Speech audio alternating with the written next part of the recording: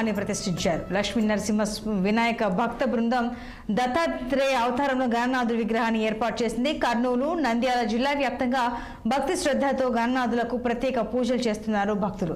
ఇక విశాఖపట్నం నగరంలో కొలువైన భారీ గణనాథుల విగ్రహాలు ప్రత్యేక ఆకర్షణగా నిలిచాయి. గాజువాక బస్ డిపో పక్కన ఎగ్జిబిషన్ మైదానంలో లంబోదర ట్రస్ట్ ఆధ్వర్యంలో 80 అడుగుల ఎత్తులో ప్రతిష్ఠించిన బెల్లం వినాయకుడి విగ్రహం భక్తులను విశేషంగా ఆకట్టుకుంటోంది. దేశంలో మొట్టమొదటిసారి బెల్లంతో వినాయకుడి విగ్రహం ఏర్పాటు చేస్తున్నామని నిర్వాహకులు తెలిపారు. ఇక విజయవాడలో వినాయకుడి విగ్రహాల ఏర్పాటు ఎలా ఉంది, అలాగే వినాయక చవితిని ఏ విధంగా వాళ్ళు జరుపుకున్నారు, మరింత సమాచారం మా ప్రతినిధి కృష్ణ అందిస్తారు. కృష్ణ, ఒక విపత్తునైతే ఎదుర్కొన్నారు అక్కడ విజయవాడ వాసులు, చెప్పాలంటే ఆంధ్ర వ్యాప్తంగా, కానీ అయినప్పటికీ కూడా వినాయక చవితిని మాత్రం చేసుకుంటున్నారు. మరి ఏ విధంగా జరుపుతున్నారు అక్కడ, వివరాలేంటి? వినాయక చవితి అంటే విఘ్నాలను తొలగించేవాడు, వినాయకుడు అంటే విజయాన్ని అందించేవాడు అని చెప్పేసి ప్రజలు అంటే భక్తులంతా కూడా ప్రాగాఢ విశ్వాసంగా అయితే ఉంటారు. ప్రధానంగా తీసుకున్నట్లయితే విజయవాడలో వినాయక చవితి అంటే మహా అద్భుతంగా జరుగుతుంది.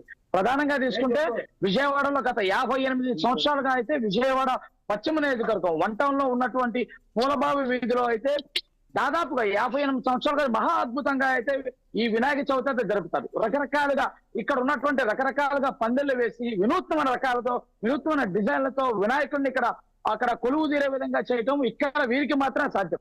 ఆంధ్రప్రదేశ్ లో ఇక్కడ పూలబావి పేరు చెప్తే చాలా ప్రసిద్ధి. ఎక్కడెక్కడి నుంచో భక్తులు అయితే నిత్యం ఇక్కడ వందలాదిగా ఈ ప్రాంతానికి అయితే వస్తుంటారు వినాయకుడిని దర్శనం చేసుకోవడానికి. అలాగా ఉమాపతి సేవా సమితి పేరుతో అయితే ఇక్కడున్న ఈ నిర్వాహకులు కూడా ఉన్నారు. వీరు ప్రతి ఏడాది చాలా భక్తి శ్రద్ధలతో అయితే వినాయక చవితి అయితే చేస్తారు. కానీ ఒక కొసమెరిపోయిందంటే రాష్ట్ర వ్యాప్తంగా కురిసినటువంటి వర్షాలు, దానితో పాటు విజయవాడ అతలాకుతలం అయిపోయి విజయవాడ నగరం అంతా కూడా వరదల్లో ఉండిపోవడం ఒకంత బాధ కలిగే విషయం. ఈ నేపథ్యంలో విజయవాడలో కాస్త పండగ సందడి తగ్గినంత చెప్పాలి.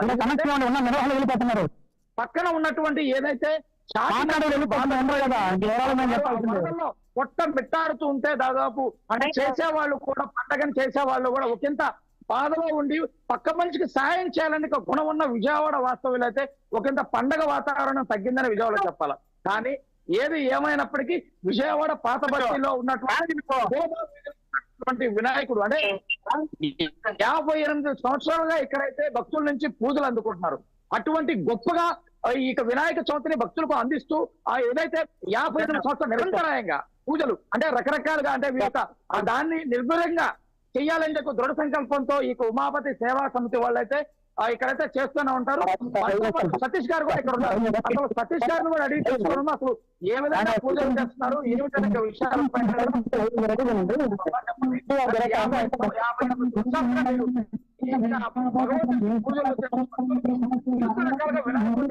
ఇక్కడ అసలు ఏమిటి మీ యొక్క సంకల్పం ఏమిటి?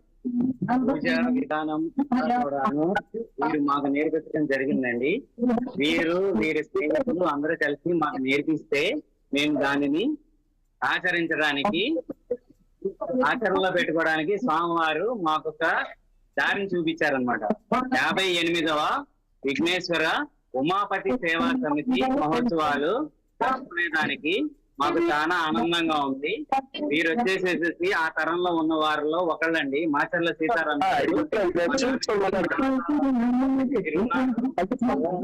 అందరం కలిసి స్వామివారి కార్యక్రమాల్లో నిర్విఘ్నంగా 9 రోజులు నవరాత్రులు చేస్తున్నాము. లక్ష్మీ పూజ చేస్తాము, లక్ష్మీ గణపతి హోమం చేస్తాము. దాని తర్వాత వివిధ రకాల అలంకరణలతో చేస్తాము. 9 రోజులు చేసి 10వ రోజు తీసి 11వ రోజు కలపడం అనేది ఆనవాయితీగా మాకు వస్తున్నది.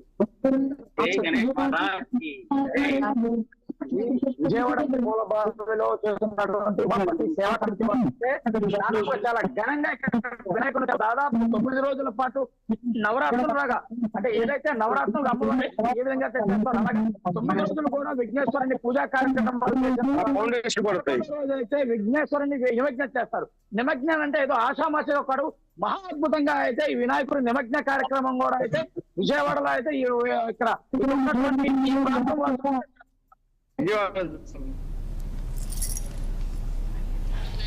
Right Krishna, thank you.